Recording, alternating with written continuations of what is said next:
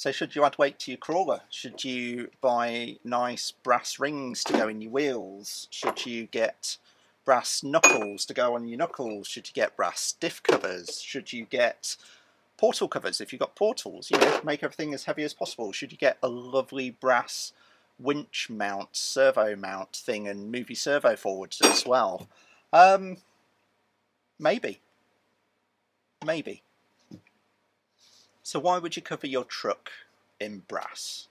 Well, everyone apparently knows that it helps side hilling. But the other thing that helps side hilling is a slightly wider track. And what you lose in a bit of turning, because your wheels scrub a bit more, you gain in balance and less weight. And less weight does actually help you climb super steep hills much better. And it does help with traction. This will sound strange to people. I'm sure some of you are already in the comments, you don't know what you're on about. But just trust me.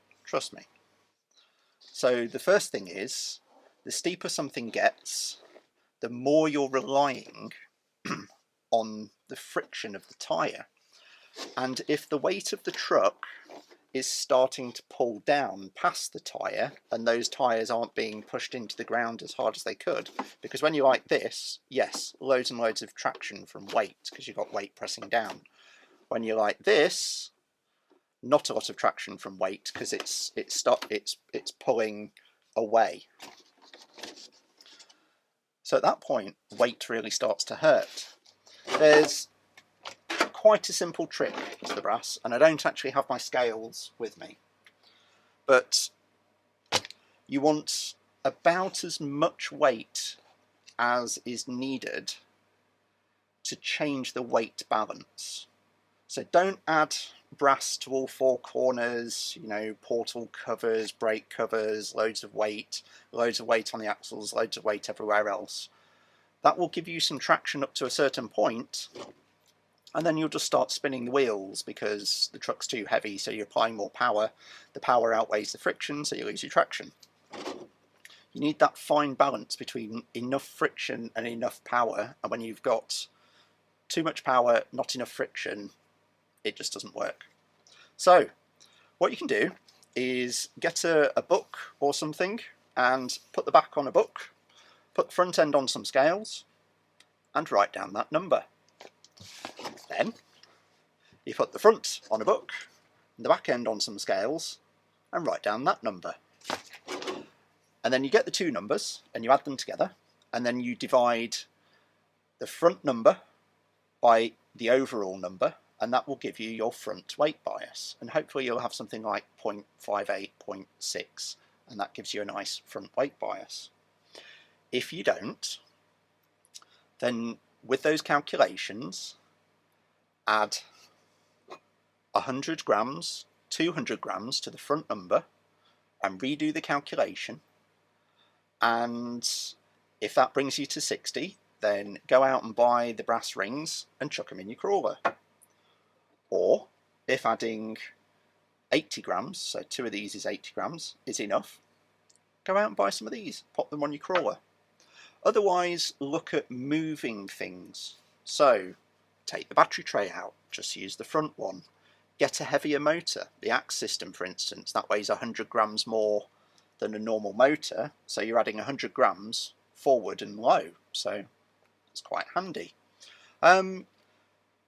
Chop out bits of your fenders, take the rear bumper off, try and find things that you can live without if you want to go down that route.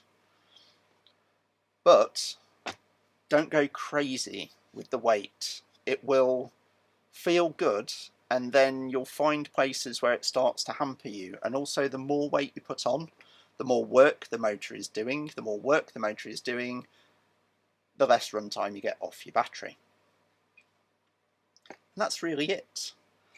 When you're doing the weighing of things, make sure you've got your battery in, make sure you've got your shell on, so it's essentially a wet weight, the equivalent of a real world wet weight, you know, ready to go on the trail. My recommendations: run lightweight but bead locks. So SSD makes some awesome steel bead locks. They are slightly wider. They're a 3mm offset, so you get 6mm of track. And I'm running quite chunky tyres, Louis Rowdies, they're awesome. But these beadlocks, they weigh about 70 grams each.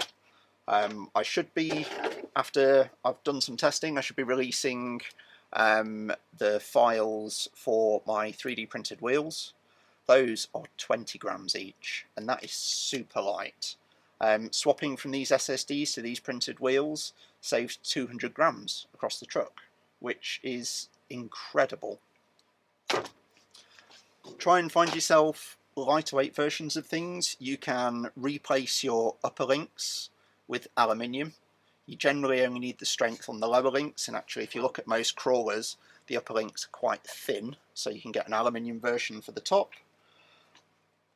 Try removing anything that you don't feel is necessary. But if you are going to run a heavy body, you know, a hard body or something else, then definitely you need lots of weight. And also, don't discount aluminium parts. So this is a brass bumper mount that weighs about 105 grams. This brass version weighs about 25 grams, which is heavier than the standard bumper, which is about 14 grams.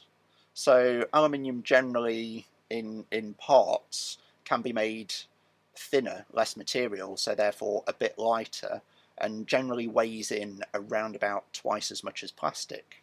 So if you only need to add 20 grams, then a few little aluminium bits on the front.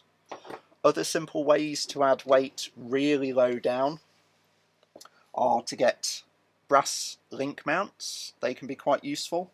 And sleeving your links with some brass pipe. These links are generally 3 or 4mm wide, and if you get some brass rod and then cut it to the same length as your link, undo one end of your link, put the brass rod on, you'll add, you know, 10, 20, 30 grams really low down. It'll still slide. You can even use steel rod as well, and just by sleeving a standard link you add a bit of weight low down. It's connected to the axle, so it's not on the chassis. So as the chassis unloads, that weight is still on the truck, and actually that is worth way more. It's called unsprung weight. Try and do a test. Instead of going out and buying your portal covers, although these actually, they're only like £8 on eBay, so they're not too bad, is if you've got some spare bolts left over,